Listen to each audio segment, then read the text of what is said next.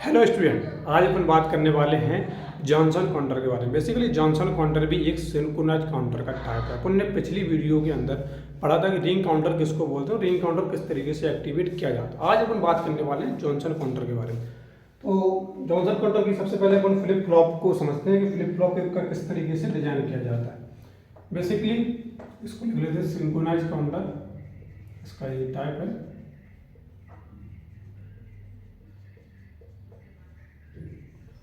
तो flip flop अपन इसकी 4 bit के लिए अपन फ्लिप फ्लॉप डिजाइन कर रहे हैं। अपन को मालूम है कि single bit single flip flop लेता है। एक फ्लिप फ्लॉप केवल एक ही बिट को रिक्वायर करता है। तो जैसे कि अपन फ्लिप फ्लॉप सिंक्रोनाइज ले रहे हैं तो इसमें क्लॉक जो है हमें एक ही टाइम पे देनी पड़ेगी। सभी को clock at a same time अपन को प्रोवाइड करनी पड़ेगी। कुछ इस तरीके से अपन ने क्लॉक प्रोवाइड कर दी और बेसिक स्ट्रक्चर के लिए अपन ने इसको कनेक्ट कर दिया। अब रिंग काउंटर पहले उसकी और लिख लेते हैं पूरी D3 Q3 Q3 का कॉम्प्लीमेंट, Q2 का कॉम्प्लीमेंट, Q1 का कॉम्प्लीमेंट, Q0 का कॉम्प्लीमेंट और ये D0 D1 D2। ठीक है।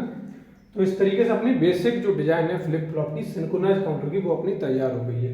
अब रिंग काउंटर के अपन क्या होता था कि ए वाली वैल्यू यहाँ से निकली है, इस वाली वैल्यू को अपन उठा के यहाँ पे वापस लाते थे और पूरा ऑपरेशन को अपन परफॉर्म करते थे।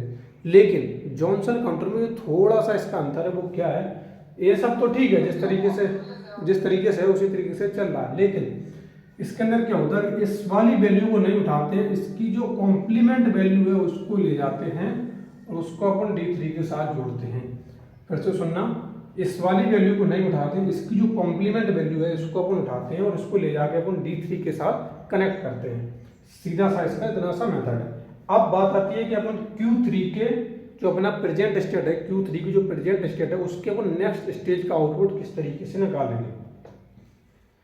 रिंग काउंटर में भी अपन ने देखा था, तो अपन ने इसका अगर इनपुट अपन इसको क्या देंगे, इसकी अगर प्रेजेंट स्टेट है इसकी इनपुट क्या है D3, लेकिन D3 को इनपुट कौन दे रहा है, D3 को इनपुट दे रहा है Q0 का कॉम्प्लीमेंट, बाकी का पूरा सेम है, केवल जो पहली स्टेप है वहीं पे डिफरेंस है। अब जैसे Q2 का नेक्स्ट स्टेज निकालेंगे तो उसका इनपुट क्या होगा, D2 होगा।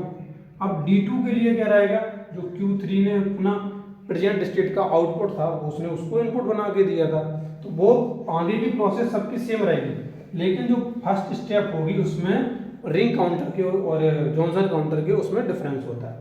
अब बात आती है कि अगर अपन ने किसी भी इनपुट को प्रोवाइड किया, जैसे कि रिंग काउंटर के अंदर क्या करते थे, जैसे अपन 0 0 0 0 नहीं ले सकते, इस पे अपन ने 0 ले लिया, इस पे भी 0 ले लिया, इस पे भी 0 ले लिया या इस पे भी 0 ले लिया, तो इस तरीके से अपन चारों वैल्यू पे 0 नहीं ले सकते थे। रिंग काउंटर में पॉसिबिलिटी अपने पास नहीं थी, क्योंकि अगर अपन ऐसा करते थे तो इसका कोई भी अपन दूसरा अल्टरनेटिव नहीं निकाल पा रहे थे। मतलब आपने अगर 0 0 ले लिया तो इसकी नेक्स्ट स्टेज जो आएगी वो भी फिर 0 0 0 0 ही आएगी। अपन भले ही ऐसे ऐसे करते हैं इस तरीके से और फिर इस तरीके से, लेकिन अपना जो नेक्स्ट स्टेज आउटपुट आएगा वो भी 0 0 ही आएगा। लेकिन जॉनसन काउंटर के अंदर ऐसा नहीं है। जॉनसन काउंटर के अंदर अपन 0 0 0 0 भी ले सकते हैं, पॉसिबिलिटी अपने लिए बनती है। अब मैं समझाता हूँ किस तरीके से।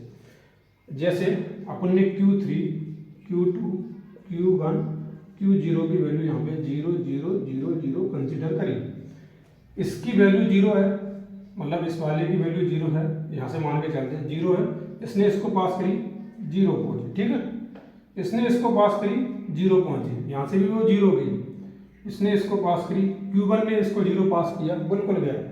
अब Q0 की बात आई कि Q0 पे कॉम्प्लीमेंट, Q0 का जो कॉम्प्लीमेंट है यहाँ पर भी 0 है, लेकिन इसका क्या करना है, कॉम्प्लीमेंट का अपन को D3 पे भेजना है।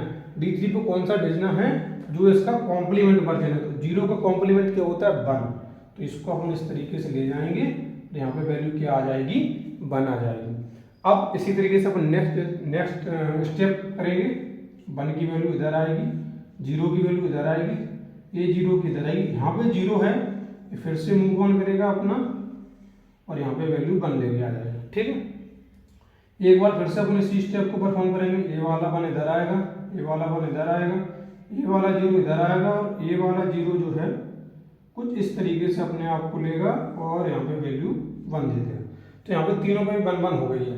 अभी इसके बाद अभी यहाँ पे से मैं शुरू कर रहा हूँ, इसके बाद मैं इसको लिखता हूँ, ये वाली जो स्टेप है वो इधर लिख दी मैंने, ठीक है।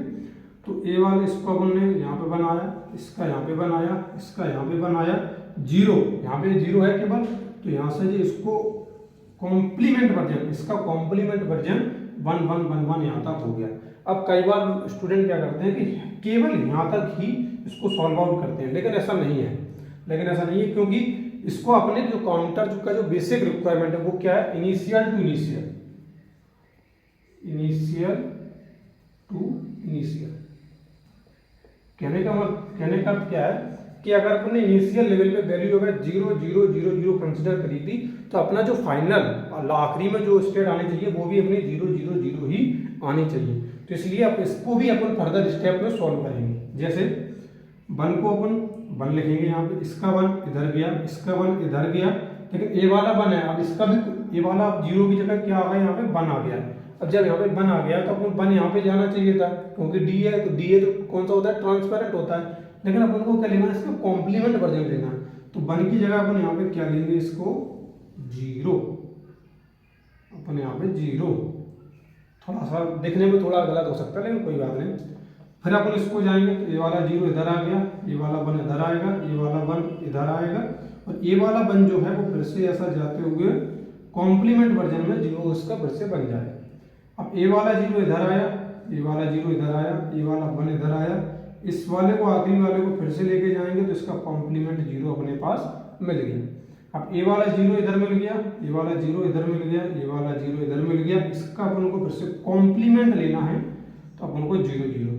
अगर आप स्टेट देखें ये वाली तो अपने पास 0 0 0 0, और ए वाली स्टेट देखें अपन तो ये भी 0 0, ये भी सेम है और ये दोनों सेम स्टेट अपने पास हो गए हैं। अब जब अपने पास ये दोनों सेम स्टेट आ गई, इनके बीच में कितनी डिफरेंट स्टेट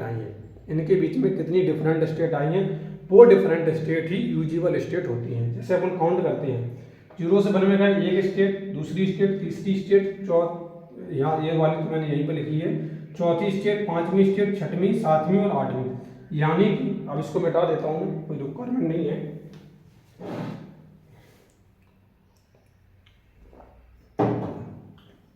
तो इसको मिटा देता हूँ। अपने यहाँ पे कितनी 8 यहाँ पे डिफरेंट स्टेट हो गए, 8 यहाँ पे अपने पास कोई डिफरेंट स्टेट हो गई। अब जब डिफरेंट स्टेट ऐड हो गई तो अगर कोई आपसे पूछता है कि यूजेबल स्टेट इसके अंदर कितनी है, तो बेसिकली आप उनको सीधा सा मतलब बता देना कि जितनी भी, अगर आपको कोई बिट देता है, जैसे n बिट दी गई है, n बिट दी गई है, फिर आपसे कोई पूछता है कि आपके जो यूजेबल स्टेट है वो कितनी है, तो वो आप बता सकते हैं कि हमारी जो यूजेबल स्टेट है n बिट पे, वो 2n हमारी यूजेबल स्टेट रहेगी। अब अपन ने कैसे निकाला, अपन ने क्वेश्चन को सॉल्व किया, उसको एनालाइज किया, एनालाइज करने के बाद अपने पास रिजल्ट निकल गया है, ठीक है। तो n बिट पे 2n, और नॉन यूजेबल स्टेट कितनी रहेंगी वो उसको भी अपन सॉल्व कर लेंगे, 2 की power n minus usable state, तो जो भी अपना रिजल्ट आएगा वो क्या आ जाएगा, नॉन यूजेबल स्टेट। तो बेसिकली यही जो एक्सप्लेनेशन था वो पूरा जॉनसन काउंटर का एक्सप्लेनेशन था, और इस तरीके से अपन पूरे जॉनसन काउंटर को स्टेब्लिश करते हैं, बनाते हैं, और पूरा इसके जरिए अपन पूरे काउंटर को परफॉर्म करते हैं। तो मिलते हैं अपन नेक्स्ट वीडियो में, जब तक के लिए love you all of you, thank you for watching this video.